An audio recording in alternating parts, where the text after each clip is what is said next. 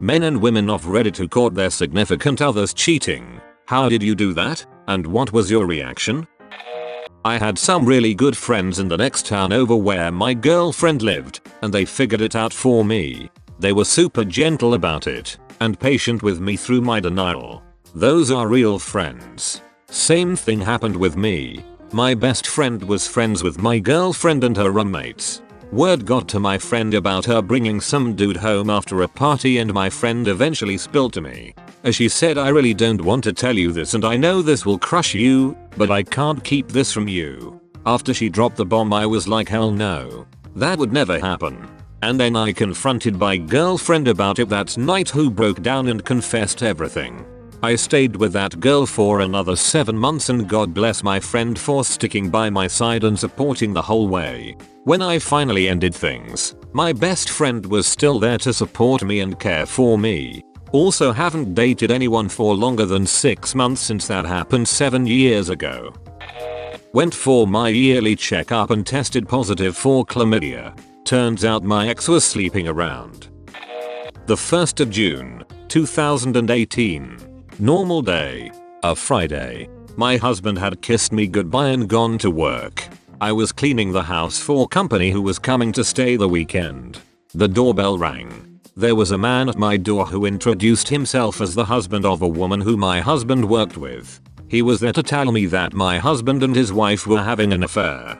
He had busted them about 6 months prior and had told his wife that she had to end the affair. He thinks that she did end it for about 3 months, but then they started up again. When he found out they were at it again, he called my husband, because he knew if he confronted him in person, he'd be in a jail cell for what he'd have done. On the phone, he told my husband to leave his wife alone or else he would come and tell me everything that was happening. Apparently, my husband thought that he was bluffing, so I was literally the last to know. My husband never came home again. He got an Airbnb and a lawyer. The divorce was the 21st of December, 2018. We had been together for 24 years. Still hurts. Out of all the comments, this one really takes the cake. I'm so sorry. I owned a house with my fiance. I woke up in the middle of the night and he wasn't in bed. I went searching. His truck and another vehicle were in the driveway. Then, I went upstairs and found the guest bedroom was locked. After barging my way in, I found him with another woman in bed. That bed happened to be my childhood bed.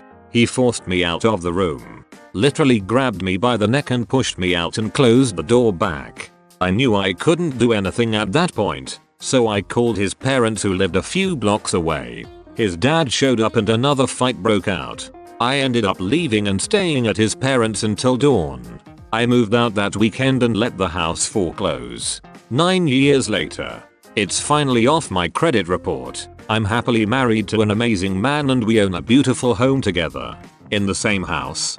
Brazen doesn't even begin to describe it. Glad things worked out for you in the long run. I hear you. It still blows my mind he was so ballsy. That was really kind of your parents-in-law to let you stay with them. Did you talk to them at all after that? I had been dating their son for 5 years at that point and we were very close. However, they never reached out to me after I moved out. It was like I didn't exist anymore. He also moved that girl in a few weeks later and they moved on with her until he inevitably did the same to her. I caught my ex sexting a chick and telling her how he missed her on my birthday. I was young at the time and reacting with crying and yelling. If it ever happened now I would just get up and leave. No point in trying to mend the relationship, because it's near impossible to gain the trust that was lost. Same it happened to me and did the same. More so cried and for some reason wished he'd begged and pleaded to make things better. He didn't that day and I left. Fast forward 2 weeks and he was begging for me back. Got back together 2 months later only for it to end a couple weeks later. As you said, once the trust is gone, it's never the same. We got married when I was 17, and he was 21. He was shipping off to sea, and I was escaping a bad home life. When he came back after his deployment, he wasn't the same person anymore. After about 6 months, he gained weight on purpose to fail his physicals so he'd get kicked out of the Navy. Fast forward a year, I'm working full time, and he is sitting at home, watching anime and drinking during the day, and telling me that he was applying to jobs. I was applying to universities when my laptop died on me. I asked to use his to finish an app, and while doing so a message popped up on his FB. A topless pic of his ex, from her. I was shocked and opened it to find that they'd been dating for a long time. Started again while he was at sea in the Navy. He would talk to her and never to me, saying that he never got the time to email.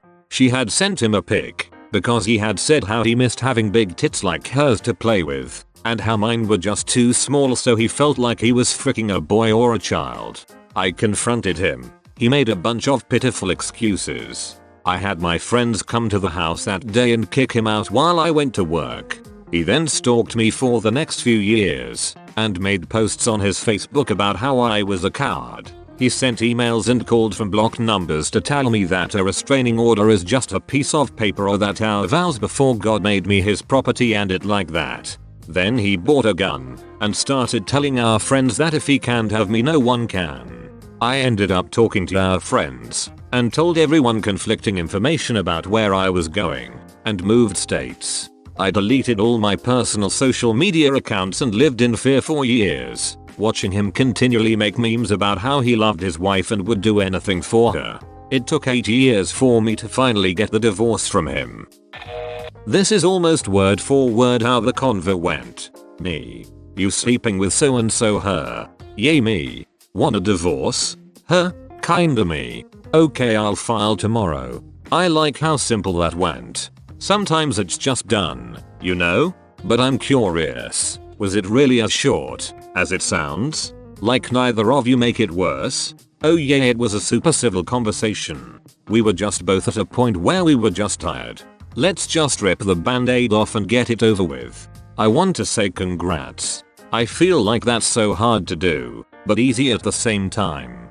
It also always makes me wonder, if you can be civil about cheating and divorce, why can't you be civil enough to move towards divorce before you've cheated? I know it's a touchy subject for some people and that they cheat to force it, but if you can be an adult, why not go the whole way? Maybe I'm failing to empathize here, I just really don't get it. I think the simplest answer is that most people coming out of a long-term relationship just don't want to be alone. I'm with you though, I'd much rather end one relationship, especially physically, before moving on to someone else. But also saying this as someone who's broken up with 2 cheaters before. I caught my wife after she passed away from cancer. Worst feeling ever. Caught between unending love, mourning and absolute anger. How did you find out? Her phone. That she was overly protective of is how I found out. A week before she passed her and I took the passwords off her phone so I could respond to her texts and take care of her business. After she passed, maybe a week or 2 after, I explored her phone and found numerous texts, emails and texting. How the hell did she find the time and energy while dying from freaking cancer? I'm so sorry, but I did read your other comments and I'm glad you're doing better these days. I'm just like, but how? She didn't know she had cancer. From day of diagnosis it took 2 months for the cancer to take her. That's incredibly frightening. I'm so sorry about all of it. My ex and I used to share a computer. She was getting messages from her first boyfriend. I didn't bother reading them, because I figured he was just saying hi or wanted to know where she was in life now. A couple of months later, I'm on the computer, and she insisted that she log out while I'm there. Okay. Things feel weird here. Another couple of days pass, and she wants to visit her parents. Okay, cool. I keep the kids and she goes off. I get a call from one of my buddies who works at a hotel where my ex and I are both from, saying my wife just checked in with another guy. So long story short, divorced her. Frick you, Stephanie. Frick Stephanie, I'd buy your buddy a beer. He did you a solid. Done many times since then. Good job it was a brotel hotel. Holiday Inn. Frick you, Stephanie. The story is remarkable in that it happened before the internet was widely available, in the very early 90s, when the world seemed much bigger. My fiancée Meg had 1 semester left of college that had to be taken as an internship abroad for her major. She chose to go to Belgium for this internship. I stayed back and the plan was that I would set up house, and when she returned that summer, she would move directly in and we would set a date for our wedding. So, while Meg was off in Europe, calling every couple of weeks to check in, the long distance was super expensive back then, sending me postcards and letters. I moved into a brownstone, bought furniture, etc. About 2 weeks before Meg was supposed to return, I stopped into a nearby coffee house that I had noticed down the block, but had yet to visit. To my surprise, I found that my neighbor from growing up in a completely different city, Claire, was a waitress there. We hadn't seen each other since high school, so we made a plan to meet up after her shift for a cup of coffee to catch up. We met and Claire told me that she was engaged as well, to a man, Ben, who was completing his course of study by working on an internship in, you guessed it, Belgium. I couldn't believe the coincidence, and told her about my fiance, and that they had to know each other. Crazy, right? A couple days later, I stopped in for a cup of coffee and Claire looked extremely upset. She asked if I had time to wait, as she had a break coming up, and that she needed to talk to me. We went outside and she told me that she had gotten a call from her Aunt Sue the day before.